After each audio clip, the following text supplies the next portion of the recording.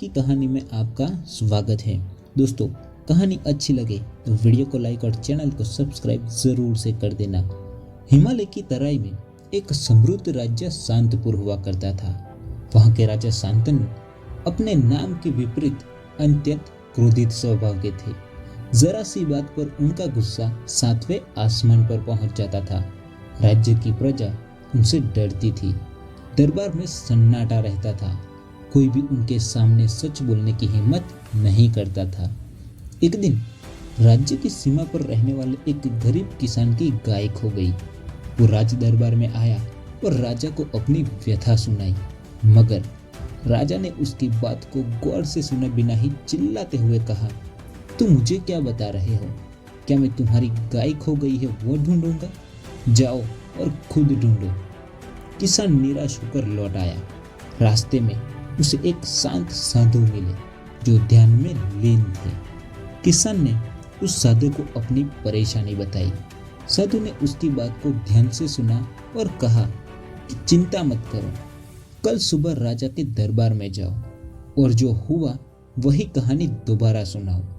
लेकिन इस बार जब राजा क्रोधित होकर तुम पर चिल्लाए तो तुम जवाब मत देना, बस खामोश रहना।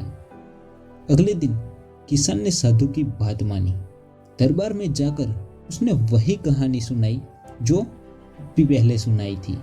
राजा क्रोधित हो गया और चिल्लाया और कहने लगा, फिर से वही कहानी, जाओ यहाँ से। परंतु इस बार किसान ने कुछ नहीं कहा, बस वो शांत खड़ा रहा। राजा को ताज्जुब हुआ। वो चिल्लाया कि क्या तुम गूंगे हो? जवाब दो।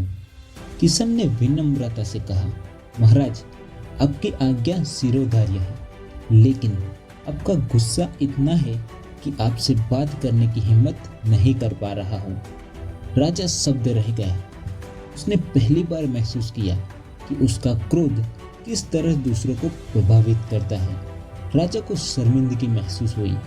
उसने किसान से माफी मांगी और उसकी जो खोई हुई गाय ढूंढने का आदेश दिया। कुछ दिनों के बाद राज्य में ये अफवाह फैली कि भगवान बुद्ध शांतपुर आ रहे हैं। राजा शांतनु, जिन्होंने बुद्ध की ज्ञानवर्धक शिक्षाओं के बारे में सुना था, वो उनसे मिलने के लिए उत्सुक थे। जब भगवान बुद्ध शांतपुर पहुंचे तो राजा ने उनका भव्य स्वागत किया। बुद्ध ने राजा को धर्म और करुणा का महत्व समझाया। उन्होंने बताया कि क्रोध अहंकार की तरह है जो बुद्धि का नाश कर देता है। उन्होंने राजा को सलाह दी कि वो अपने क्रोध पर नियंत्रण रखना सीख ले। राजा शांतनु बुद्ध की बातों से बहुत प्रभावित हुए। उन्होंने अपने आप को बदलने का प्रण लिया। उन्होंने ध्यान और योग का अभ्यास शुरू कर दिया, जिससे उन्हें अपने मन को शांत रखने में मदद मिली। धीरे धीरे शांतनु का क्रोध शांत हो गया। वो एक दयालु और न्यायप्रिय शासक बन गए। उनकी प्रजा उनसे खुश थी और राज्य में शांति और समृद्धि का राज स्थापित हुआ। दोस्तों, ये कहानी हमें क्रोध के खतरे और शांति के महत्व को समझाती है।